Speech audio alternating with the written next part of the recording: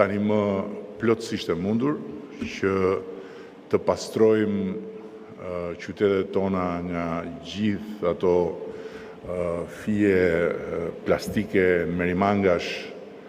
të një kohe e cila ka pasur pasojat e veta në vazhdën e një zhvillimi që po ashtu ishte i domosdoshëm, dhe faktikisht, siç e tregon edhe inventari i bërë, pjesa dërmuese e këtyre kablove janë pa funksion. Janë pa funksion, por qëndrojnë aty tërësisht si një shenjë e harresës edhe e mungesës së vëmendjes. Duke qenë se këtu gjërat u thanë për sa i përket këtij problemi dhe kësaj nisme, unë dua të përfitoj nga rasti që të ndaj në prani të kryetarëve dhe kryetarëve të bashkive edhe një tjetër nisëm të një përmase shumë të madhe dhe të shtrirë në një sër drejtimesh me natyrë strategjike për komunitetet e vendit, të cilën do ta lançojmë publikisht në një konferencë të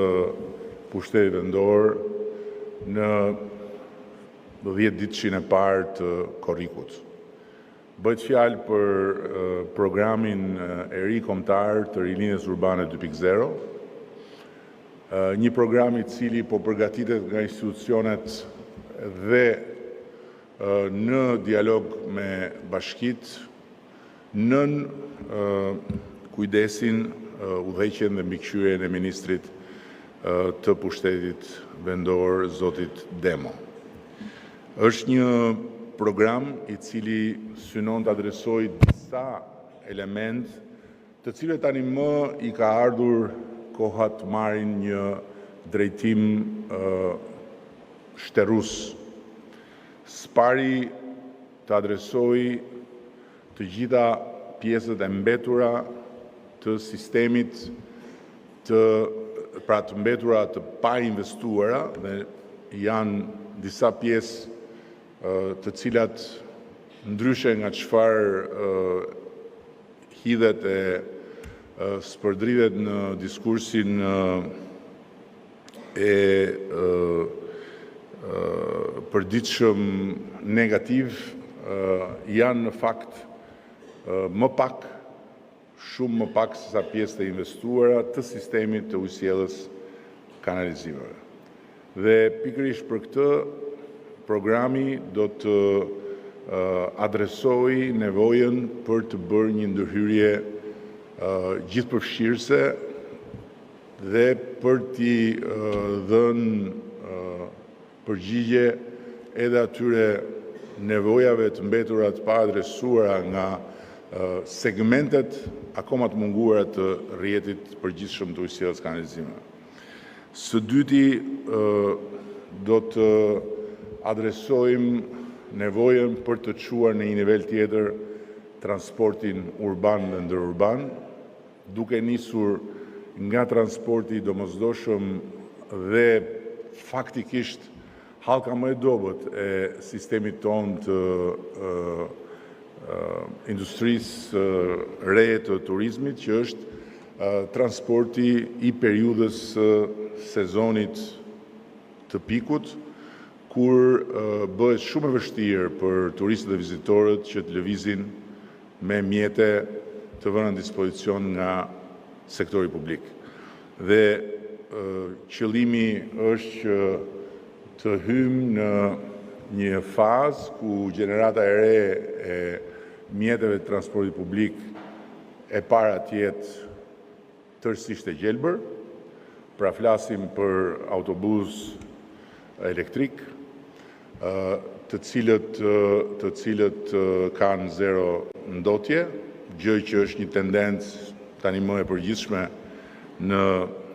Europë, dhe së dyti për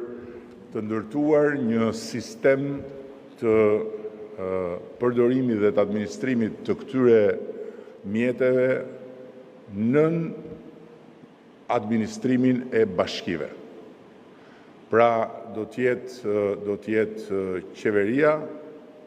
së bashku me bashkit që do të sigurojnë mjetet dhe bashkit do të bëjnë administrimin e tyre. Nëpërmjet një sistemi që tani më e kemi pilotuar me shumë sukses në bashkinë e Dibrës për sa i përket parkut logjistik, gjë që vite pika tjetër do ta shtrim tani më në të gjithë territorin. Do të kemi një park logjistik i cili do t'i shërbejë bashkive për të gjitha ato punime të domosdoshme të mirëmbajtjes, pastrimit, hapjes kanaleve kulluese, të kanaleve ujitse dhe njëkohësisht edhe për të gjitha ato ndërhyrje të tjera të kësaj natyre që lidhen me situata post-emergjencë, në mënyrë që bashkit të zotrojnë një kapacitet të munguar deri më sot.